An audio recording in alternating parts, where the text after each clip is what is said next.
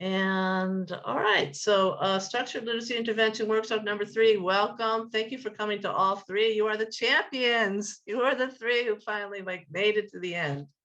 Oh, there's never really an end though. I hate to tell you, it goes on forever and ever. And every week I learn new things. So that just tells you, and I've been doing this for quite a few years, that tells you how many new things are out there to work with. I'm going to talk a little bit about scope and sequence using syllable types. I know mostly I've used the basics starting from the beginning on, and I did a lot of CVC words, but I want to let you know that it goes on and it moves past those CVC words. So we'll be talking about that and what that means. We're going to do read aloud. I'm going to talk about a lot of the things that I did in the read aloud workshop back in couple of months ago with the rest of the staff before we started our spring semester. We're going to talk about echo reading. I know I've seen a lot of people doing that. I've seen John doing that and other people as well. Partial read and student reads. All this work we've done beforehand, the word study, it all is in preparation for the big daddy, and that means reading out loud and being able to decode and read a book.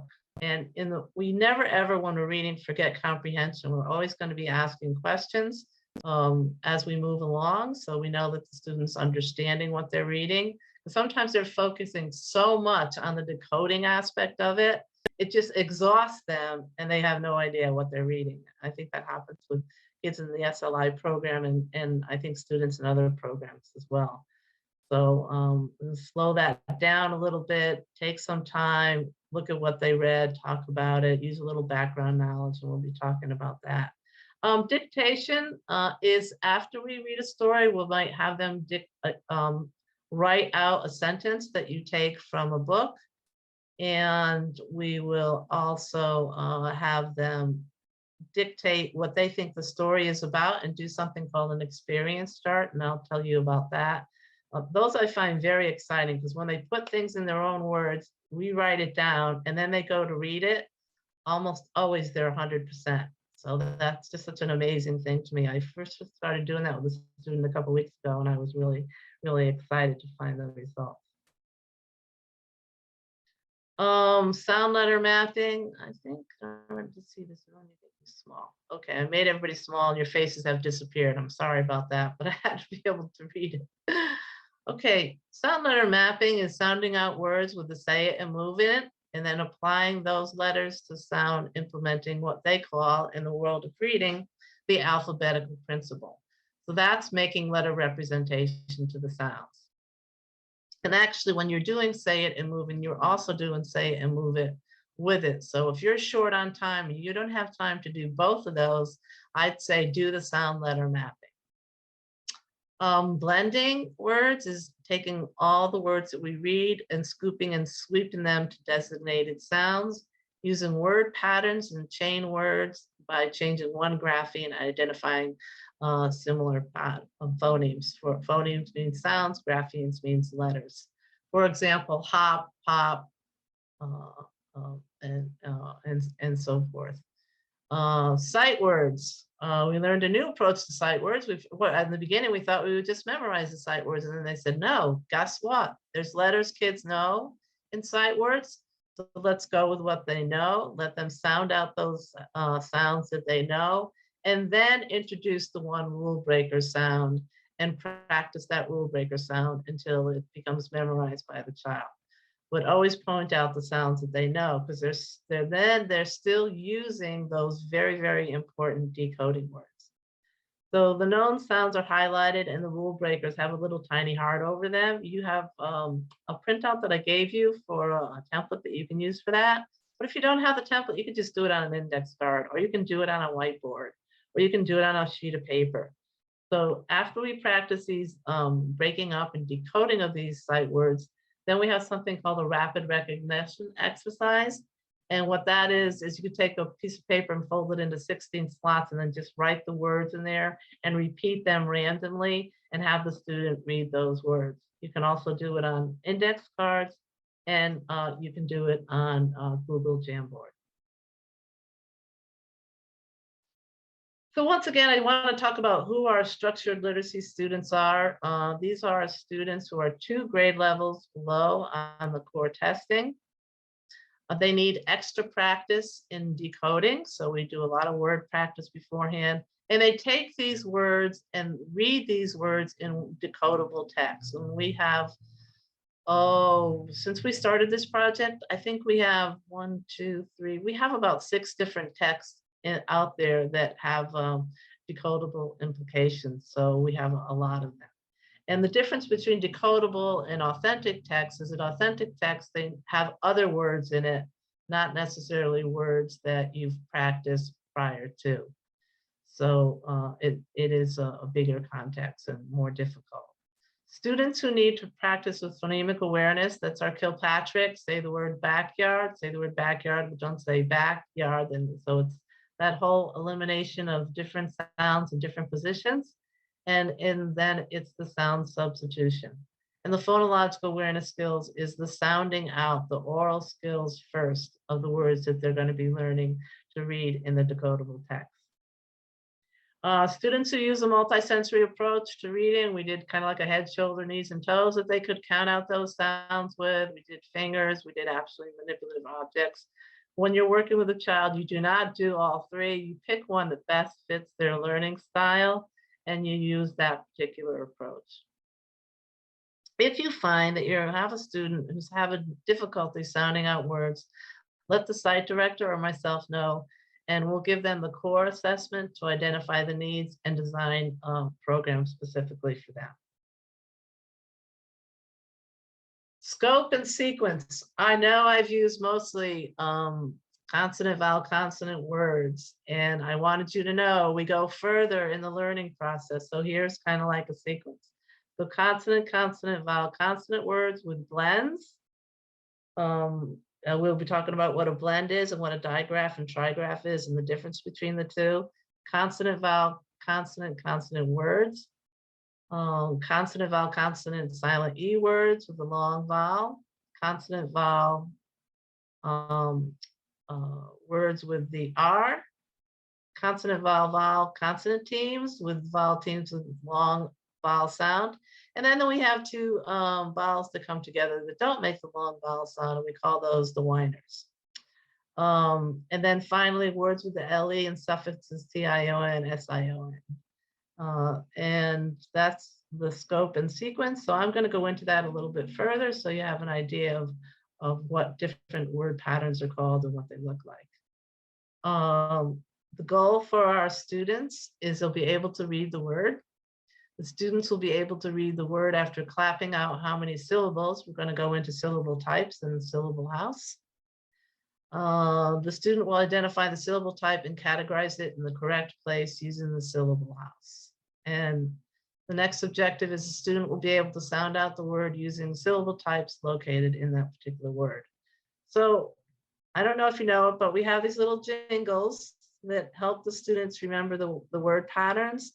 And I put these up on the board, and I thought we could take a look and practice them and actually be able to use them with students.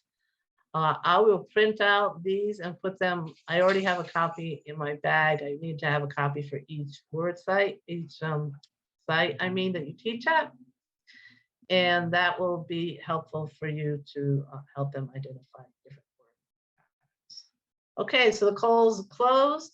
Vowel pattern. Here's one we use a lot. Definition. A word or syllable that contains only one vowel and is followed by another consonant.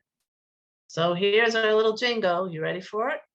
One lonely vowel squished in the middle says its special sound just a little with a short vowel sound. And here are some examples. Sat, bed, fin, top, gum, sand. I want you to take a look at sand. It is a CVC word, but it ends in ND. And that ND is what we call a blend because each sound is heard. Best. Best is also a blend sound, that ST, because we hear each word. Print PR is a blend. And shop is what we call a digraph because it makes one sound. Bunch um, makes one sound, the CH, and at and in. So those are all closed because they are in fact consonant, vowel, consonant, or just vowel consonant. All right, the next pattern we have is our open vowel pattern. A syllable, a word or syllable that ends with one long vowel sound. If one vowel at the end is free, it pops right up and says its name to me. So there's our jingle for that one. And the kids remember these things because it has rhyming in it, has a little kind of sing-song way of remembering it. And the words are me, she, he, hi, I, a, fly, sky, and flew.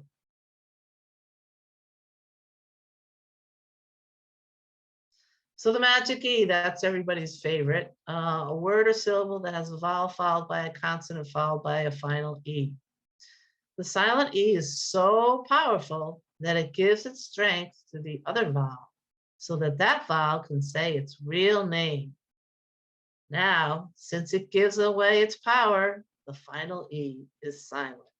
And here are some words below that we have as an example: make, like, Steve, ride, hope, cube. So we also call the silent E the magic E because of that ability to give away its power. Now we have the bossy R pattern. Sometimes the vowel teams come before the bossy R, and sometimes the vowel teams come after. So I just put this first because that's how I read it. But it really doesn't matter in the sequence. Just know that when you're learning how to teach a certain vowel pattern, that's just going to be like the only vowel pattern that they introduced in the decodable text. Or if you're doing Magic E, that's going to be the only one that they introduce in the decodable text as they go and follow the sequence down. So definition, bossy R pattern. A word or syllable containing a vowel followed by an R in which the vowel sound is altered by the R. Now here we have a little story time about this one. The letter R is so bossy, it tells the vowel that the vowel, can't say its short special sound or long real name sound, but it must say an entirely new R sound. And each R sound is different. We have car, her, first, horn, curl, sharp, clerk, storm, churn. And you see the vowel sound, bossy R vowel sound is different depending on what vowel we have in the word that we are practicing. Okay, we have the double vowel talkers. A word or syllable containing two adjacent vowels side by side. The first one is long. This one, I love this one for some reason. I think this is the cutest one of them all. When two vowels go walking, the first one does the talking and says its name. So use that little jingle and you'll have your students remembering it from here on in. If you're not working with SLI students and you're working with students who are using a multi-syllabic word, then it'll break down into these vowel teams, and you can use the same with a particular syllable type. You can use the same patterns of learning to help them in memorizing what the rule is. So examples of our vowel talker pattern: rain, day, see, meet, pie, toe, slow, blue, male, green, boat, play, snow. And I'm thinking that you can think of a million other ones that you've come across in your reading. Now we have another vowel team, and they don't follow that pattern. Of course, it's the English language. We're going to have kind of like a exception, but only we give these people a whole category, and they're called the whiners. A word or syllable containing two adjacent side-by-side vowels in which the vowel says neither their long nor their short sound, but whines a very different sound. So here's our little story to go with that. Sometimes when two vowels are next to each other, they make a funny whining sound, like when you fall down and say, ow, ah, oi, and get a boo-boo. So some examples are fault, joy, loud, cool, and look. And once again, we will have sheets in plastic, and we will have all of these particular patterns right there for you to take a look at, so that you don't really have to memorize these or frantically be writing down what these little stories are and what the definitions are, because they're going to be right there in the SLI material section for you to use. C plus LE pattern. The syllable pattern ends with an LE preceded by a consonant and occurs in two-syllable words. When a word ends with a consonant and LE, the LE grabs the consonant before it, and we break the word into two parts right before the consonant. So it's apple if you're clapping it, bubble if you're clapping it, cable, title, eagle, purple. So the second vowel type, as you see, is that consonant LE. But if you look at the first one, app, what would that be? That would be our consonant, vowel consonant, or vowel consonant. Bub would be the same thing. That would be the consonant, vowel consonant, closed syllable type. Cable, now cable would be, K would be an open syllable type. Title, also an open syllable type. Now the next one, the beginning E, what do you think that one's going to be? Well, you're right, or you're wrong because I can't hear you, but it is going to be the vowel team, the talkers. Purple, what's that going to be? Purr. That one is going to be our R control vowel. So those are our vowel types. You can use words from whole phonics to put in the syllable house. Sometimes if you are only using closed syllable and open syllables, instead of making and using a big syllable house like these, and there's one of these in the material section, with all of them on it, you might want to just put down the closed syllable and the open syllable type. The two, one of the Zach's cap words are mostly closed and open, so I would only use the two columns. Fun with winter, spring, summer, and fall is an example that I'm going to show you, and you would use probably the whole chart, whole house. And you can also take these multisyllabic words that you're working with the older kids and break them down into syllables and place them in the syllable house. We're going to do an example of that with one of the story, winter, spring, summer, and fall. And then once the words are in the syllable house, you can take up word parts and make new words out of them. So we're going to take a look at that. So this is multisyllabic words from Flyleaf. If you could grab yourself pencil or a pen and paper and write these words down. We're going to work on putting them in the syllable house in the next few minutes. So I'm going to give you some time to get a paper and pencil and to actually write these down. So let me give you some time to do that.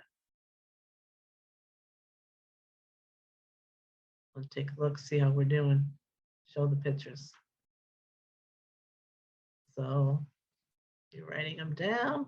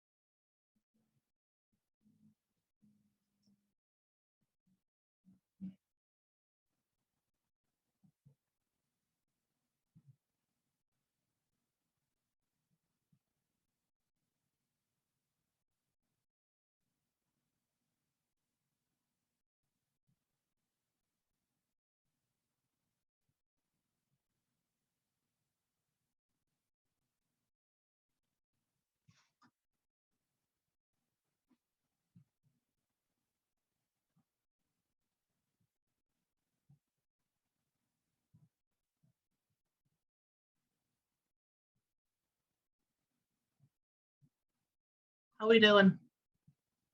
Got them copied? Yep. How you doing, Pat? Good? Okay. All right, let's go to the next slide. So here's where we have the syllable house, and I'm going to take a look at our first word, which is drinking. So drink is a closed syllable. Oh, and we're gonna, no, I don't want to forget to tell you, drinking. So make sure you always clap out your syllables before actually putting them in the side of the syllable house. So drink, whoops. Drink is closed. Ing is closed. And then we have dripping. Drip is closed. Ing is closed. You see a lot of them are closed. Insects. Insects. Don't forget to clap it out. I forgot to do it with dripping, but never forget to clap it out. In. Sex. Closed. Pumpkins. Pumpkins. Clap it out. Pump. And then kins. Okay, now we have one that, robins. No, there's the next one. Robins, robins. Clap it out. Robins.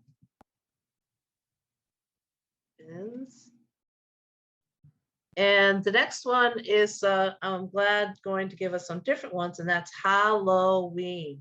So Hal, oh, clap it out. Don't forget, Halloween.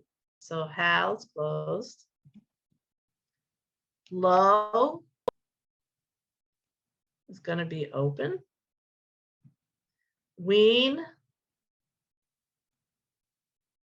is going to be our vowel team with the talker.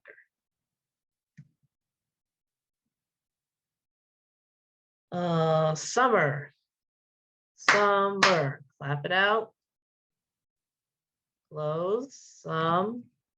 And then we have mer, which has our vowel R, our bossy R control. Put that under here. Swimming, swim is closed. Ming is closed. Next, don't forget to count it out first. Swimming, I think I forgot. Never forget to clap it out. Under, un, and then der is, yes, you guessed it. It's going to be our R control. Der. And then our final one is winter. That's going to be closed.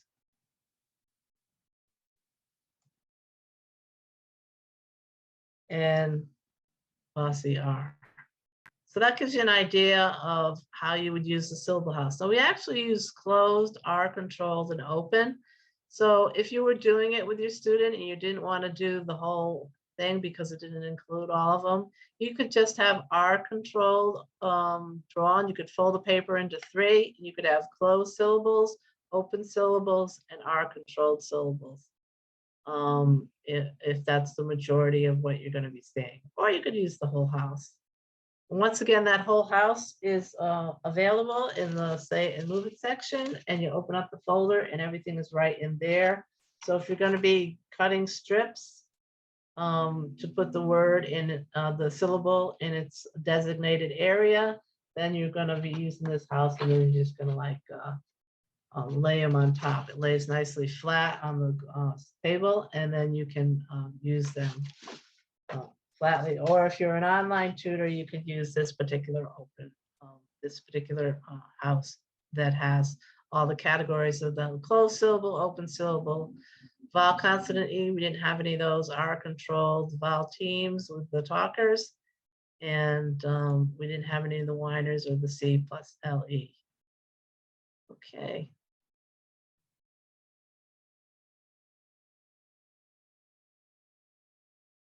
So now we've been practicing all this 3 hours and however much time we use so far, another half hour. And it all comes to the real thing, and that is taking these words and reading them in text. And I will tell you right off the bat, they might get every single word, every single phrase correct. And then when it comes with more words on the page, they get overwhelmed and they are unable to read it. So this will happen, and we're going to do some strategies to kind of help out with this. So the student will be always, we have goals, always we have objective. We always have a general place we're going to and specific ways that we want to break it down. The student will be able to read the words and phrases. The student will be able to echo read the text. The student will be able to independently read the text. Take a look at people. How many people have used echo reading at all? John's used it. Pat, have you ever used echo reading? Okay, good. Then you're about to learn about it. And I hope you have an opportunity to do it, because this is something actually with students who are reading below grade level and they want to read a book that's like above their grade level. This might be something that you would engage with this particular student so that they could read a book on their grade level, especially if they have a given homework assignment. A lot of times that's helpful because that given homework assignment is not necessarily where they're at on their reading. So you might do an echo reading activity. Okay.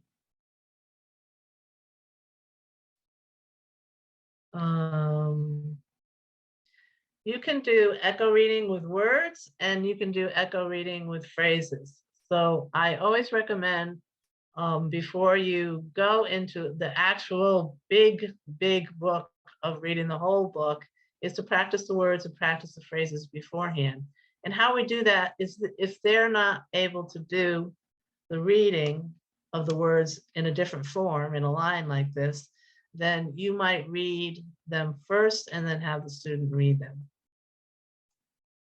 For example, you would highlight it if it was online, you would point to it if it's on paper. The whole phonics series has, in the lesson plan book, they have a list of all the words to practice in the book, and they also have a list of the phrases to practice in the book, and they also have a third list of the sentences. And instead of it being vertical side by side, it's horizontal. So you'll be able to see them in the SLI lesson plan book, which is located in person in the SLI material section. So how you would do that, we would highlight it. Has. Now let's have them say the word has. Has. And you go to the next one, sad. What's the word? Read it, sad. Make sure they're pointing to it when they're reading. Because I've seen students and they're like looking at somebody playing a game like across the way and they're not really looking at the words. So make sure they're focused on the words with their eyes and they're pointing to it with their finger, even though they're repeating it after you, because we want that always to have focus on the words that they're learning. Jacks, then they say jacks. Cap, then they say cap. No, then they say no. You get the idea. Hat, and then pointing to it. They're always pointing to it, and then they repeat it. Lap, and then they point to it, repeat it after you. And fat. Then you go back and have them read the word without you reading the word. Has. Now say they have a hard time with sat. Are you going to read the word for them on the second time out? No, let's bring out those hands and tap it out with say it and move it. Say, okay, now try and sound this one out. At, sat. So then do that with each word that they get stuck on instead of repeating it for them. Because you've already given that initial practice by repeating it to them. So now it's time for them to learn it and tap it out and decode it. So go through each one. Once again, if they can't say it, have them tap it out. No, always a lot of kids get wrong. They call that one on, they reverse it. So this one you might have to reinforce a lot. Hat, lap, and fat. And then you do the same thing over here with the phrases. You're going to kind of like highlight them, you read them, and then the student reads them. Now, if the student got 100% on the decodable words, and if they really didn't need to read after you, do you go and just have them read the phrase? Yes, absolutely. Skip the echo reading. If they don't need that part of it, don't do it. Just have them sound out and do it on their own. How do you find that out? Well, you have them read the first phrase, and if they're having a really hard time, then you go to the echo reading. If they're getting a lot of the words, then I would have them just straight up read it. So this is like, it's like a task analysis. One step builds on another. You do words, you do phrases, you do sentences, you do the text. So the highlight on the word is the cat. It is not. You can also use the pointer. Up here, there's a pointer somewhere. I don't know where it is. But anyways, and you can point to the word. If you're in person, make sure the student has their fingers on the letters as they sound it out. Make sure they're following along. Dad has with their fingers on a bag with their fingers. Zach has a hat, following along with their fingers. It is not the fat cat. Read with expression because we want to make sure to grab every letter too. I didn't grab them all. It is not on the fat cat as an explanation point. Because oftentimes when our students read, they do what we call robotic reading. And you don't want them to stay with that because they're sounding out the word and then they're putting the word together and they're exhausting all their reading skills in doing that. So they don't have the reading space and knowledge at that time to read with expression, but we do want them to read with expression to gain fluency. Dad has Zach's cat. Okay. Now, if you do an echo reading, so this is an example of the same thing. Here's just another list, and then the same thing, you go through reading each word with the student and then reading the phrases with the student. And it's just a different book. So, so echo reading, on the echo reading, if after decoding the student still has problems reading the text, go to echo reading. The student will point to the words and the tutor will read them. Next, the teacher will point to the word and the student will read them. Read one sentence at a time. On day 2, complete word and phrase walk again, and then give the opportunity for the student to pull those words together and read them out loud. So I'm just gonna hopefully bring this up. So if you're reading a book and you're doing echo reading, you would read the title, Fun in Winter, Spring, Summer, Fall, and then they would read it after you. Then you would go to the next page and you're going to kind of chunk it. You're not going to always read, depending on their focus and how much they can remember is how much you will read. Winter, spring, summer, fall. I have fun in them all. Now that's a good chunk. You don't really have to chunk that one, but I think that's something that a student could handle. So you might do echo reading a sentence at a time on day 1. Once again, on day 2, you want to move away from that and have the student read their own story. So in the winter, I zip down hills on my sled that is red. You might want to break that down and go in the winter, and then they would repeat in the winter. I zip down hills on my sled that is red. And so you might want to break this down into 2 because 1 is a little bit too hard. It all depends on your student. You'll figure that out in like seconds as to where they are and how much prompting you need to give them. So same thing on this one. I might do the first part first, and then it's up to the comma, and then up to the period. In the summer, In the summer, I rest in the grass. And read with expression and have your students read back with expression. Now, they're going in and they're reading and they don't need that echo reading anymore. And they're stuck on a word. Have them sound that word out, spring, spring, doing the tapping on their hands. So bring the say and move it back to it. I highly recommend the hands and the fingers because that keeps you in the same space. If we start doing with the head, shoulders, knees, and toes, they get up, they're moving, they're not focused on the text, they're totally away from the book. So that is an example of echo reading. Then we want them to move. This is where we want everybody to go by the second time they read. Sometimes you might have to do the book 3 times. Sometimes they might get reading the book first off the bat and they're doing the reading aloud right away. The student will sound out each word in the text. The student will use say it and move it if needed to sound out the word. The student will read the word out loud in the sentence. The student will read the word out loud with fluency, accuracy, and expression. And that is the pie in the sky. That's where we want them to be. Here's our goal, and here's our objective. The student will understand what they read.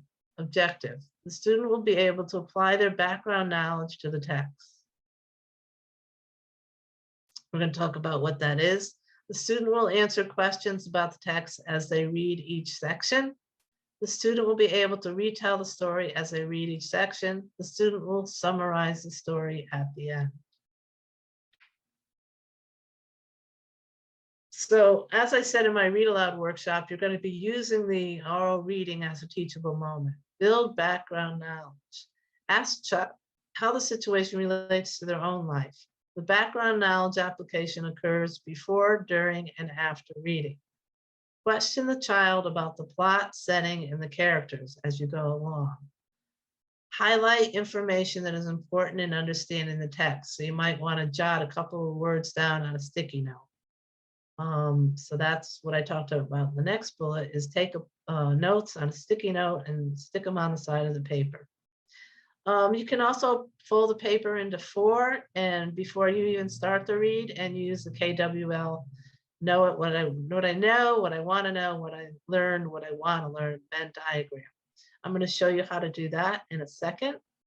So you're going to fold a paper in 4 and label one box, things I know, want to know, learned, and things I want. The Venn diagram can also be used before, during, and after reading. Use all reading as a teachable moment.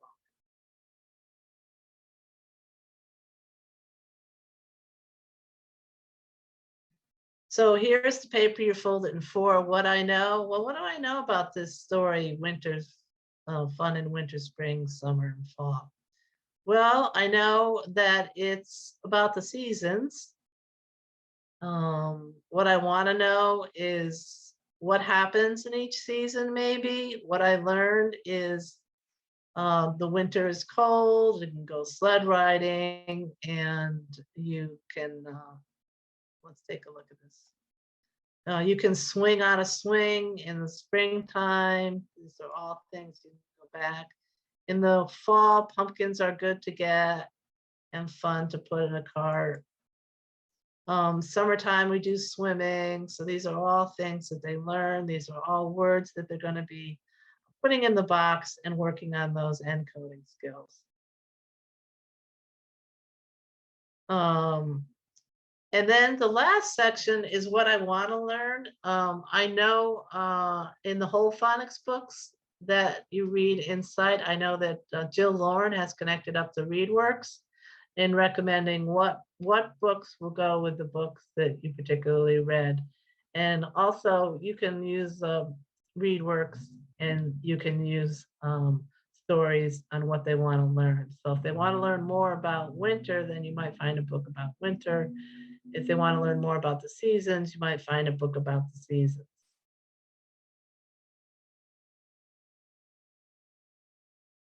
Always when our kids read, they read robotically. Ability to read aloud with X, X, and then you break that one down to 3 syllables, question, and they get it. But they're not really understanding the text because they're using all that energy and decoding the words. So fluency is giving them multiple opportunities to read the text, just as we gave them multiple opportunities to read the words beforehand. We did a lot of word practice. We did phrase practice. You want to also give practice in reading the book. They're going to say a lot of times, I already read that one. I don't want to read it again. Tell them you want to hear the story again. Tell them just one more time, or tell them that they can pick the game, or bribe them in a way so that they have an opportunity to read the story again and gain in fluency. So just read that story more than once. Model fluency with echo reading. I just showed you that. Echo reading, I just showed you that. The tutor reads a line with expression and the student knows that there's expression in that particular line. Paired reading is reading every other page or reading as different characters. I've seen almost all the tutors do paired reading where they'll read a page and the student will read a page. Or if you're doing a book like Diary of a Wimpy Kid, you'll do change up on different characters. So here's some extras. Keep a school reading log. Some students have this, so I would write it down so they know they're getting their homework done as they come here to New Haven Reads. And that'll be an accomplishment that they don't have to get done when they get home. Book buddies, have the little ones, or if they insist, big kids, I don't really care. Pick a stuffed animal to read with them. So that kind of just sets a tone for relaxing. And if they're relaxed, then bringing those decodable words together with fluency is going to be a lot easier. They're not going to give up as quickly. So book buddies are really good, and make sure they grab one of those before they start reading. Some students, you will have them get a book buddy, and the book buddy is played with the entirely time, and then the book is never read because they're playing with the book buddy. So what you do in that situation, you'll hold the book buddy asked to share, and then have them focus on the reading.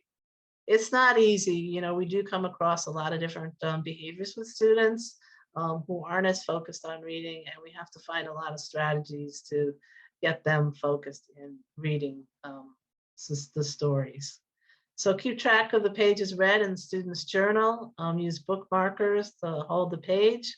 Lord knows we have a ton of bookmarkers. The kids made a design, and the hotel printed a bunch of them out, and they really came out nice. So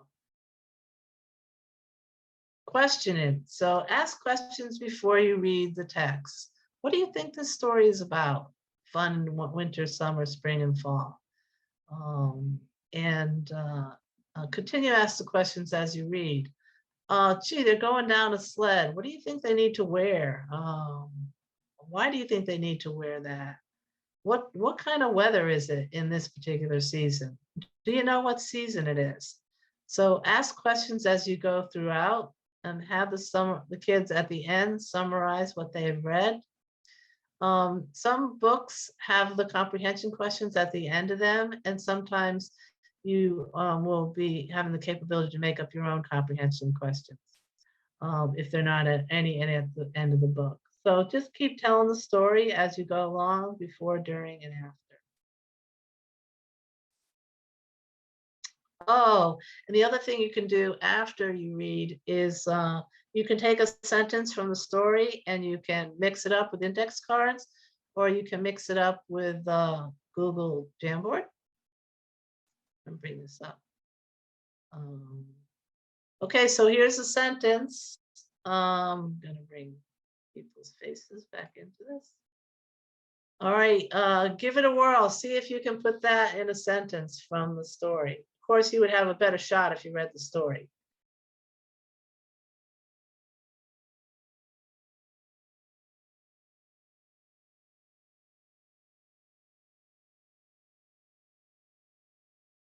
Have fun. Always have fun.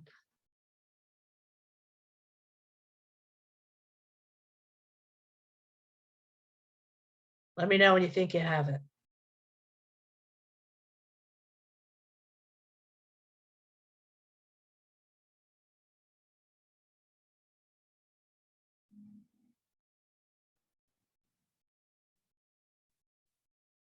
Pat, you have it?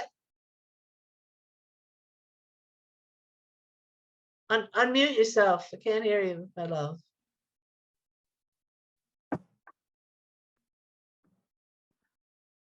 Okay.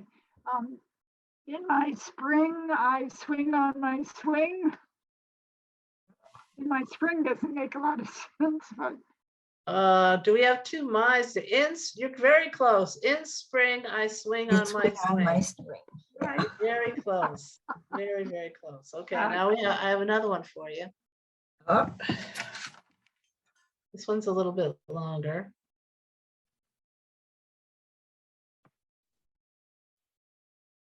Kids love these. It takes them a while to do it, but they do love doing them. And you can see doing this with index cards. Jamboard is on Google, so all you have to do is go to Google and it's right there. You don't need any special codes or anything.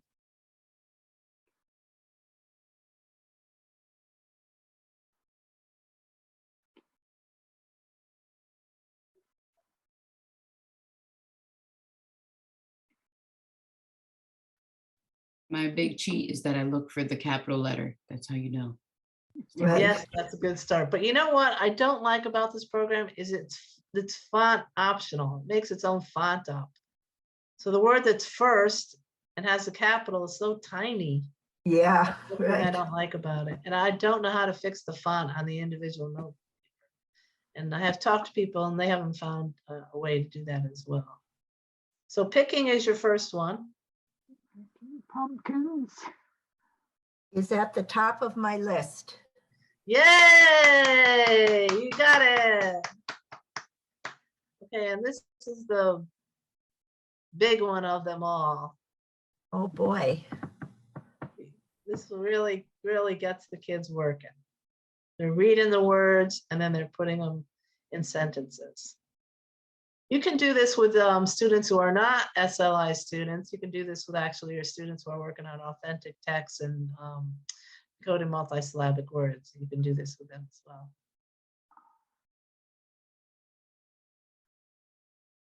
Just an FYI, I wrote the sentences down afterwards after I scrambled them so I know what they were. So I have a cheat sheet.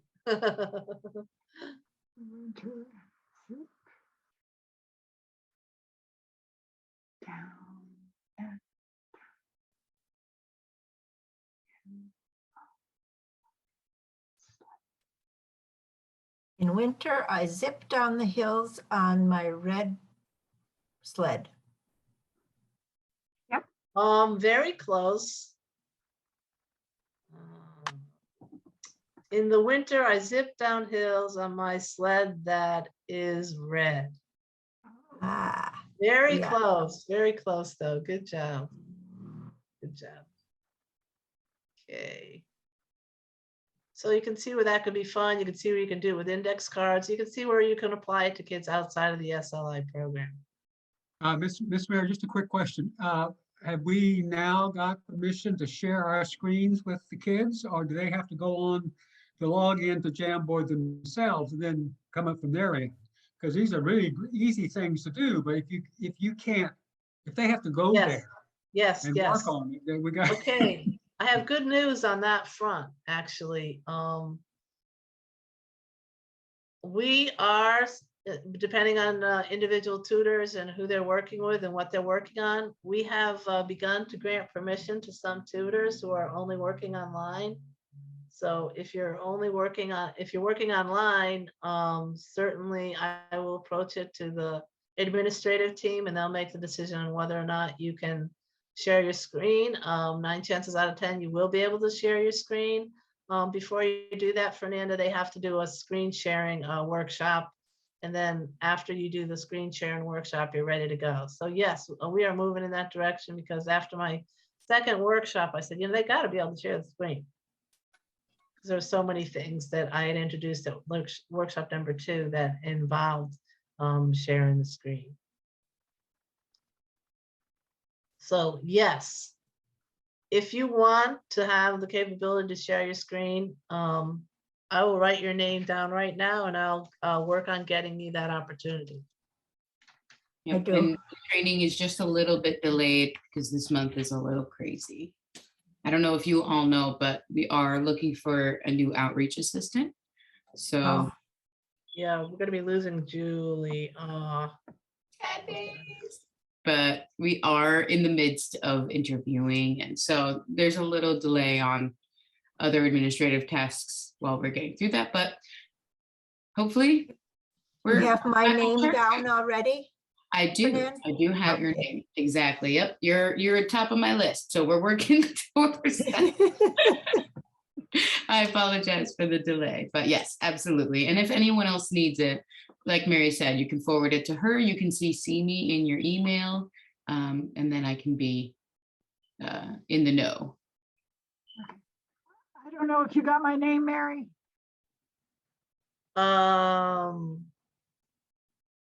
Let's see, Dave F. You're not Dave F. Give me your name, please. I'm not sure if you're talking to me. Oh, it's Pat, Mary. Pat Cartwright. Oh, yes, I have your name, Pat. Yeah, Yep, you're on the list as well. Thank you. yep, you're on the list. Okay.